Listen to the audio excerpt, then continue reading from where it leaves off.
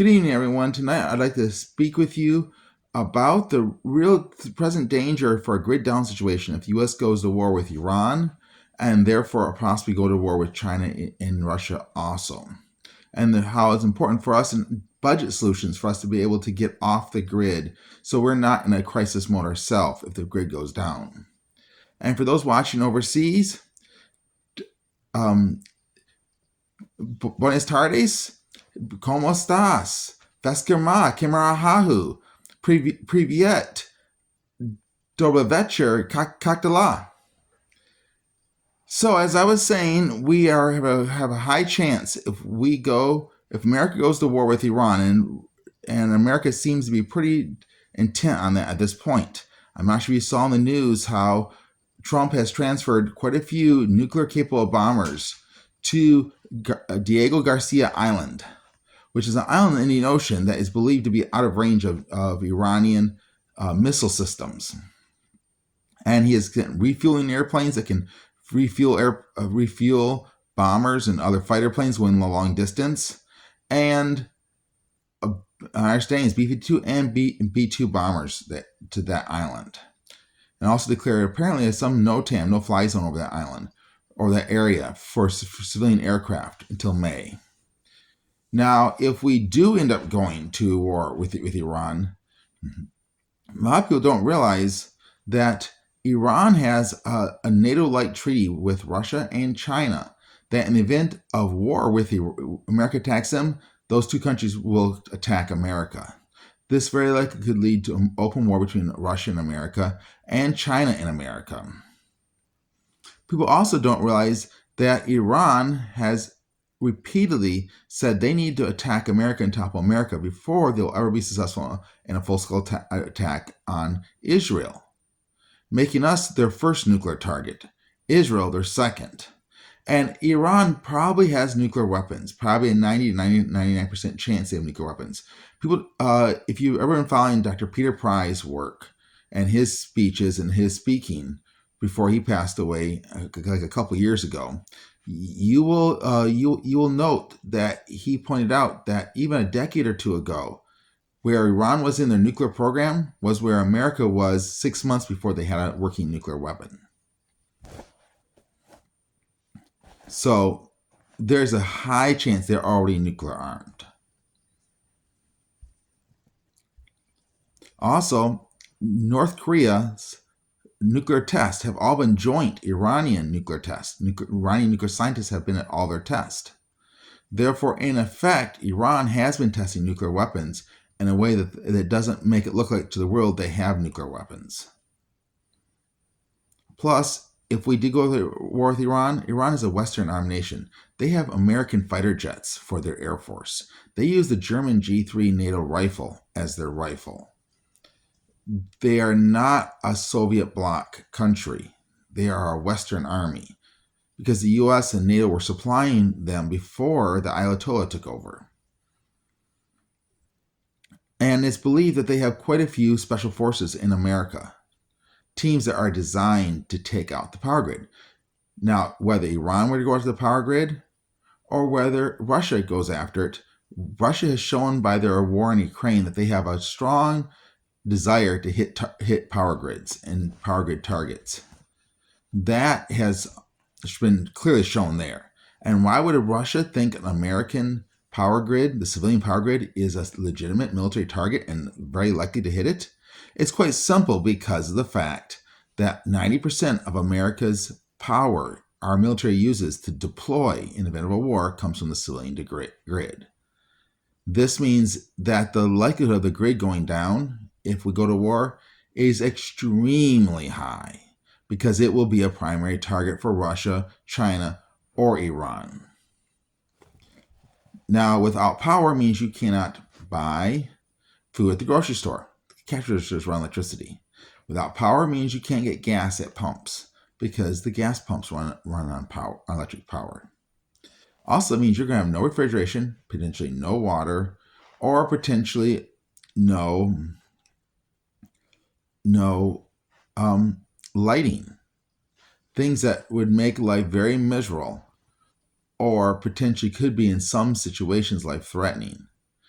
Congress did a research study that said if we had lost the power grid for 1 year, 90% of Americans would die from disease, starvation, lack of medical care, fighting, and violence, and other issues related to loss of power. But it is easy for you to get prepared for the basic essentials that would make life much easier, much better, without spending an arm and a leg. You don't have to get completely off the grid if you want to survive, whether it's an ice storm. And that's another reason. Michigan's had over 100,000, sometimes 300,000 people without power once or twice already in this year. The state of Michigan and the state of Wisconsin was also hit hard. Illinois was hit hard. And we're supposed to get another ice storm this week. So whether it's an ice storm or sabotage from enemy nations, it's important to get ready. Now, here's simple ways you can do it. Number one, you don't have to put your entire house off the grid. Most of the stuff you have power for, you don't need. You need lighting in one room, generally, and a flashlight to go when you visit other rooms. A simple way to do that is if you just have simple solar panels, and they can go up and go in your bedroom window or fold up and stick somewhere else. A simple charge controller like this here allows me to plug in a solar panel. The solar panel plugs in right here. And then I have a 12-volt light. It goes on a cord. I can hang this up on like a curtain rod or something like that if I wanted to, or on a nail somewhere. And then I literally just plug the other end of it into my charge controller here. Just plug in. I have 3 spots to plug in 3 different lights. Here, I have a way to control it here. Then I just attach the little clamps to the 12-volt battery. You had to use the battery off your car. I prefer deep cycle batteries because they will last longer. They are designed to give less power out, but ultimately the same amount of power. Car batteries are designed to dump it quickly. Deep cycle batteries are designed to give it out slowly over a long period of time, so they're better for using for LED lights and stuff like that. They're going to last longer. Other options are you can get a simple plant light. This plant light I have, the things are foldable so I can position it the way I want it.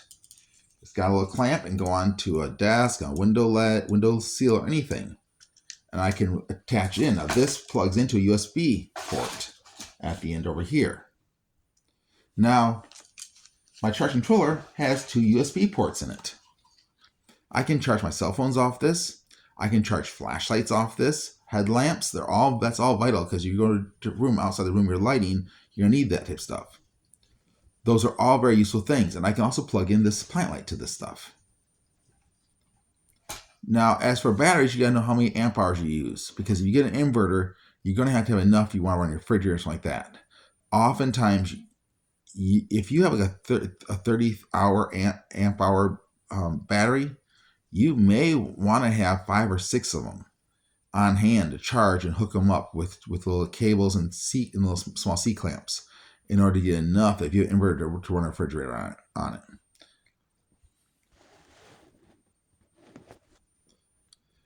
The next option you have for lighting is candles. Now you can either get a simple taper candle like this, or you can get these candles, which are often at dollar stores and have glass, like a jar around them. Now, if you're going to use this, you need a candle holder. These also can tip over easy. And so you got to make sure it's a wide enough candle holder that's also going to catch the wax, as the wax will run down these and get stuff.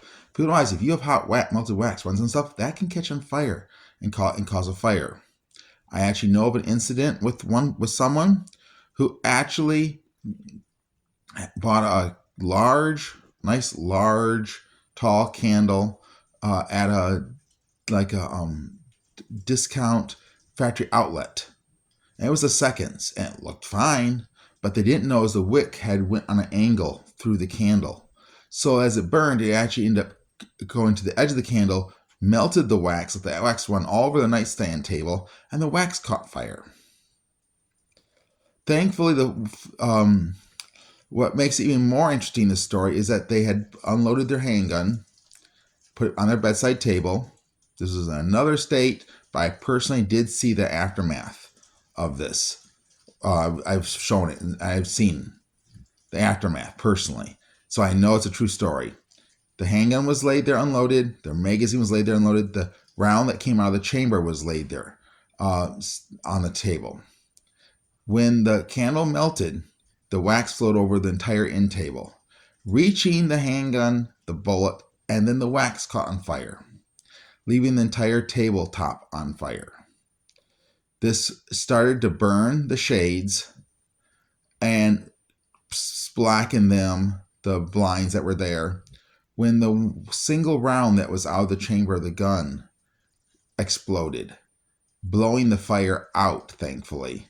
Putting the fire out, blowing wax all over the bedroom, putting the fire out. And this person never intended to go to sleep with the candle on.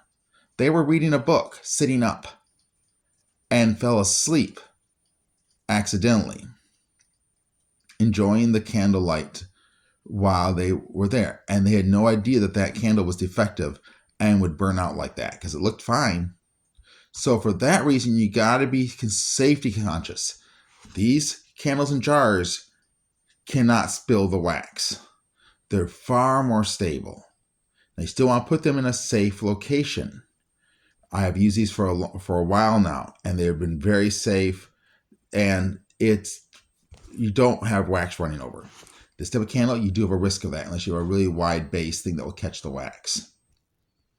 So I definitely prefer these. Plus, these are only $1.25.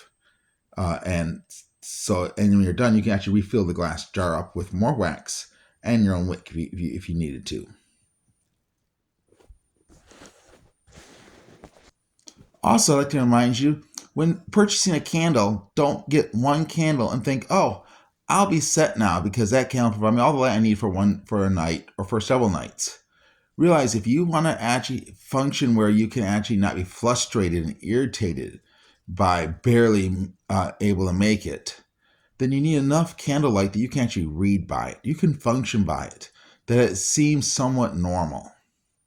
And for that, you're going to need more than one candle. Candles flicker a lot. Makes a very unsteady light that's like almost flashing on and off. Therefore, you need a minimum of 7 candles.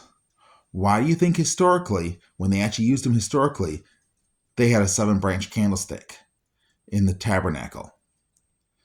It was because to actually effectively be able to see and work, you need at least 7 candles to have a smooth, consistent lighting. And that's my own practical experience from trying different numbers of candles out. Those $1.25 candles with the glass jar, if I have 7 of them, I can read, I can function comfortably. If you notice my channel, have even done videos on candlelight alone using 7 of those candles.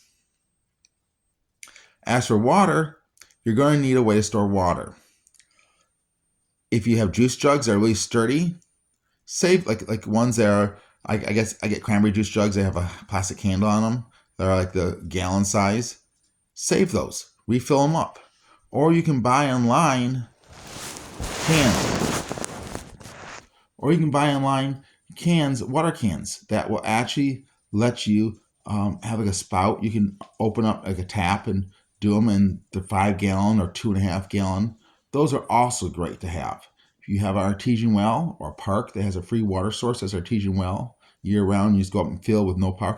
If the park is running on power for their pumps, the power goes out and you're not going to have no water there either. So you need to know where the artesian wells or springs that are suitable for drinking in your area are, so you can go fill up your jugs there. Those are all things you're going to want to consider for what may be coming. If you have water, if you have food in hand, again, if you can't cook food, do you have a way to cook your food on a fire? If you're making a fire, it's going to take a lot longer to cook your meal. You're going to have awful smoke smelling. If you have to go to work also, you'd be better off just eating canned meat, cold oatmeal with cold water poured on it, maybe some juice or something poured on it.